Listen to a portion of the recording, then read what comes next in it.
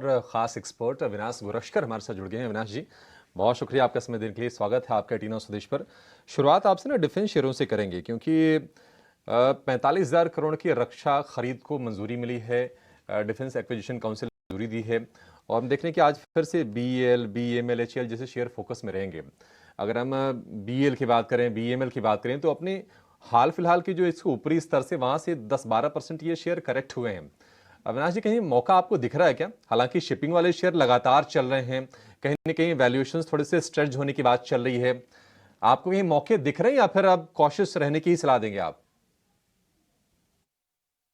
Morning Ajay.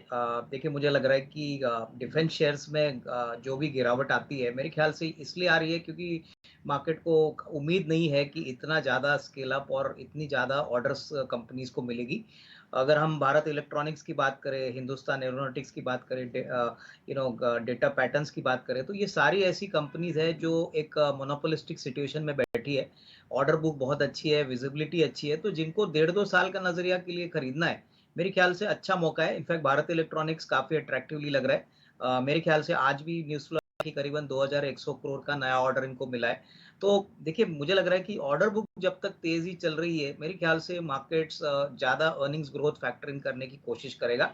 हालाँकि देखिए, ये क्वार्टर ऑन क्वार्टर ग्रोथ वाली कंपनीज़ नहीं है। यहाँ पे कभी-कभी एक आध क्वार्टर में थोड़ा-सा आपको नंबर कम दिखाई देगा, लेकिन अगले साल की अगर हम बात करें, तो मुझे लग रहा है कि 10-12% की जो गिरावट आई है, इसमें थोड़ा-सा तो एक डिप इन्वेस्टर्स को फोकस करना चाहिए, क्योंकि हमको ये बात समझनी चाहिए कि डिफेंस एक बहुत मल्टी ईयर थीम है और अगले 2-3 सालों के लिए तो मुझे लग रहा है कि ये थीम चलेगा। ऐसा नहीं लग रहा है कि इमीडिएटली इस थीम से कोई इंटरेस्ट मार्केट का निकल जाएगा, क्योंकि मेक इन इंडिया की जो स्ट्रेटेजी है उसका फायदा लोकल इंडियन कंपनीज को काफी मिलने वाला है। तो I would suggest that it's a buy on decline, but yes, time frame थोड़ा लंबा रखिए, कम से कम 1.5-2 साल अगर कोई पेशेंटली वेट करता है तो रिस्क रिवॉर्ड यहाँ से भी अच्छा बन सकता है।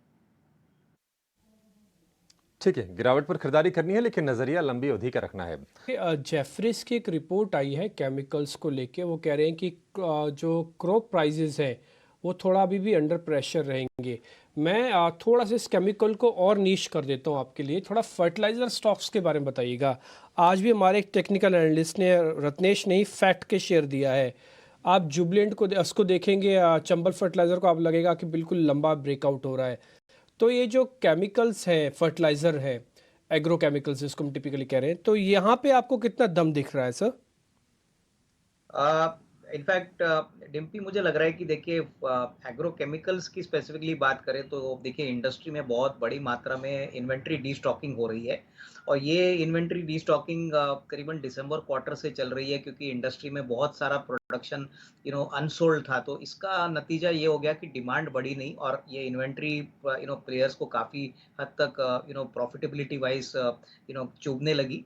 अभी मेरे ख्याल से अगर आप सितंबर क्वार्टर के बाद की बात करें तो I think demand supply equilibrium आ रहा है और यहाँ पे जो बड़े प्लेयर्स है जैसे कि सुमिटोमो है, रैलीज है, यूनाइटेड फास्फोरस है, यहाँ पे आपको फोकस करना चाहिए। इनफैक्ट यूनाइटेड फास्फोरस 1-2 दिनों से काफी तेजी से पकड़ा है, 600 से 635 रुपया हो गया। तो मुझे लग रहा है कि ये सारे शेयर्स में अगर कोई 6 to 12 मंथ्स का नजरिया लेता है तो इसमें डेफिनेटली एक अच्छा बाउंस बैक आपको देखने को मिलेगा, क्योंकि एक ही कंपनी नहीं, सारी कंपनीज ने ये प्रॉब्लम फेस किया है और अभी इन्वेंट्री इंडस्ट्री में काफी कम हो चुकी है। तो मुझे लग रहा है कि UPL at the current level can be a good buy. यहाँ पे करीबन 750 प्लस का लेवल, प्लस कैश सेगमेंट में सुमिटोमो केमिकल जो एक एमएनसी प्लेयर है, यहाँ पे भी मुझे लग रहा है कि अगर किसी को निवेश करना है तो बहुत अच्छे प्राइसेस मिल रहे हैं। हाँ, थोड़ा समय जरूर लगेगा, लेकिन 6 to 12 मंथ्स में आपको एक अच्छा बाउंस बैक मिलेगा, क्योंकि नॉर्मली एग्रोकेमिकल कंपनीज का जो फर्स्ट हाफ होता है डिम्पी, वो उनके लिए सबसे बेहतरीन होता है। सेकंड हाफ में इतने ज्यादा सेल्स आते नहीं। तो आई थिंक आपको 6 to 12 मंथ्स का टाइम फ्रेम लेके यहाँ पे एक थोड़ा सा वैल्यू बाइंग आप कर सकते हैं। चलिए आगे चलते हैं, कुछ और स्टॉक्स के बारे में डिस्कशन कर लेते हैं। एक खबर बड़ी interesting I Avinash, over the weekend. In fact international खबर है ये, और वो ये है कि केकेआर ने सिंगटेल के डेटा सेंटर को का 20% $1 बिलियन में खरीदा है। यानी $5-5.5 बिलियन का पूरा कंपनी वैल्यूड है। और इनका करंट डेटा सेंटर कैपेसिटी करीब करीब 50-60 मेगावाट है। एक और 50-60 ऐड कर रहे हैं 2025 तक, 150, फिर 200 करेंगे। हमारे यहाँ भी एक data centre, 2-3 pure data centre players available हैं, उनमें से एक है अनंतराज। आप ट्रैक करते हैं इस खबर को? आपने खबर की है, ट्रैक की? और आपने इनके प्रोग्रेस को, डेटा सेंटर को ट्रैक किया? नहीं, बिल्कुल अजय, आपने सही कहा कि देखिए अनंतराज एक ऐसी कंपनी है जो बेसिकली रियल एस्टेट और डेटा सेंटर का बिजनेस दोनों चलाती है। इनफैक्ट डेटा सेंटर का इनका टोटल जो कैपेसिटी है जो ये स्केल अप कर सकते हैं वो 300 मेगावाट है। अभी फिलहाल करीबन 3 से 6 मेगावाट तो रेलटेल को दे रहे हैं, बट डेफिनेटली इनकी 3 जो यूनिट्स है वो रेडी टू ऑपरेशनलाइज है। कंपनी काफ़ी स्ट्रेटेजिक इन्वेस्टर्स की वेट कर रही थी क्योंकि वो जानते थे कि यहाँ पे वैल्यू अनलॉकिंग के लिए काफ़ी जगह है। तो मुझे लग रहा है कि देखिए आने वाले 1.5-2 साल में आप देखेंगे कि data centre business Ajay will be more significant then the real estate business. और ये सनराइज इंडस्ट्री है। हम सभी जानते हैं कि गवर्नमेंट की पॉलिसी है कि जो भी डेटा इंडिया में निकलता है इंडियन कॉर्पोरेट से, वो इंडिया में ही रहना चाहिए। ऐसी पॉलिसी नॉर्म्स आए हैं। तो इसका फायदा जरूर डेटा सेंटर प्लेयर अनंतराज को मिलेगा। मेरे ख्याल से इस साल तो ऑब्वियसली रियल एस्टेट बिजनेस भी इनका अच्छा कर रहा है, लेकिन अगर अगर 12-15 महीने की बात करें तो मुझे लग रहा है कि Anantraj even at the current level looks interesting. अभी करीबन 220-22 का रेट चल रहा है। मेरे ख्याल से जो फेयर वैल्यू बनेगी वो कम से कम 300 सवा 300 बनेगी। और इसके बाद जैसे जैसे न्यूज फ्लोज डेटा सेंटर पे आएंगे, क्योंकि रोल आउट के लिए थोड़ा सा समय लोगे। जी, आरईसी मतलब तेज दौड़ लगा के हमने 280-90 रुपए के रेंज में शेयर को जाते हुए देखा। वहां से प्रॉफिट टेकिंग शेयर में हमने देखी है। लेकिन वीकेंड पर खबर आई है कि 2 प्रोजेक्ट्स के लिए इन्होंने 10,000 करोड़ रुपए का लोन दिया है आरईसी ने। तो फंडामेंटल्स तो अपनी जगह बिल्कुल कायम है। थोड़े से वैल्यूएशन थोड़े स्ट्रेच जरूर हो गए थे, लेकिन आपको लगता है अविनाश जी, जो आप कह रहे थे कि गिरावट पर खरीद की रणनीति, क्या ये सही पॉइंट आ गया है? अब आरईसी खरीदना चाहिए किसी को? अगर नया निवेश के लिहाज से भी लेना है तो क्या ठीक भाव है अब? देखिए, मुझे लग रहा है कि जिस प्रकार का पावर सेक्टर में एक्सपांशन हो रहा है और डिसबर्सल्स आरईसी कर रहा है, मुझे लग रहा है कि अगले 1.5-2 साल के लिए डिमांड बहुत अच्छी रहेगी।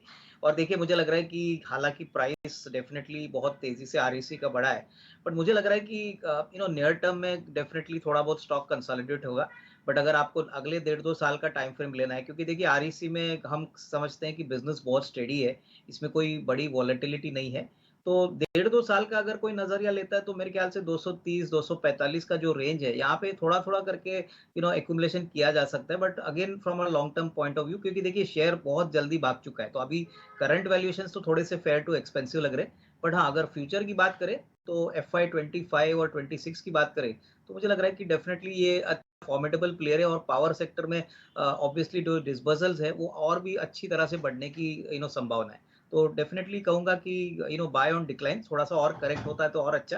करंट लेवल पे अगर कोई खरीदता है तो 1.5-2 साल का टाइम फ्रेम रख के यहाँ पे निवेश कर सकते हैं। के अंदर हमने बैक टू बैक काफ़ी स्ट्रांग मूव देखा। अविनाश सर, ये शुगर स्टॉक्स और चल सकते हैं इसी चीज़ पे कि डिमांड और सप्लाई मिसमैच है? बस यही कंसेप्ट है कि आगे चल के डिमांड अच्छी है, सप्लाई है नहीं, प्राइजेस लगातार भाग रहे हैं। बिल्कुल देखिए डिम्पी, शुगर कंपनीज में सबसे अच्छी बात है कि globally sugar prices record high touch कर रहे हैं। प्लस अगर क्रूड का प्राइस देखें तो क्रूड का प्राइस ऑलमोस्ट $94 हो गया है। अभी जो ऑयल मार्केटिंग कंपनीज है इनके लिए गवर्नमेंट ने विंडफॉल टैक्स रेगुलरली बढ़ाया है। तो इसका मतलब साफ है कि जब भी क्रूड बढ़ता है तभी लोग ऑल्टरनेटिव्स की वो की तरफ ज़्यादा देखते हैं। एथेनॉल का जो डिमांड है मुझे लग रहा है काफ़ी तेज़ चलेगा। गवर्नमेंट चाहती है कि FY 25 या 26 तक 20% की ब्लेंडिंग बढ़े। तो अभी तो हम ऑलमोस्ट 10% पे है, तो वैसे तो डिमांड अच्छी तरह से बढ़ेगी। प्लस एथेनॉल के प्राइसेस भी बढ़ने की अच्छी पॉसिबिलिटी है। तो शुगर कंपनीज में जिनके पास बड़ी एथेनॉल और शुगर कैपेसिटी, जैसे कि बलरामपुर चीनी है, दामपुर है, त्रिवेणी इंजीनियरिंग है, मेरे ख्याल से ऐसी कंपनीज में अगर मौका मिले तो ऑन डिक्लाइन इनको खरीदना चाहिए, क्योंकि ये मल्टी ईयर रैली के लिए तैयार हो रहे हैं। हो सकता है कि अभी इन द शॉर्ट टर्म थोड़ा बहुत कंसोलिडेशन देखने को मिले, बट अगर करेक्शन आता है या थोड़ी भी कमजोरी आती है बाजार में और इनको करेक्शन का फायदा मिलता है तो इसमें खरीदने के मौके समझने चाहिए, क्योंकि प्रॉफिटेबिलिटी डेफिनेटली अच्छी तरह से बढ़ने की पॉसिबिलिटी है फॉर FY 24 एंड 25।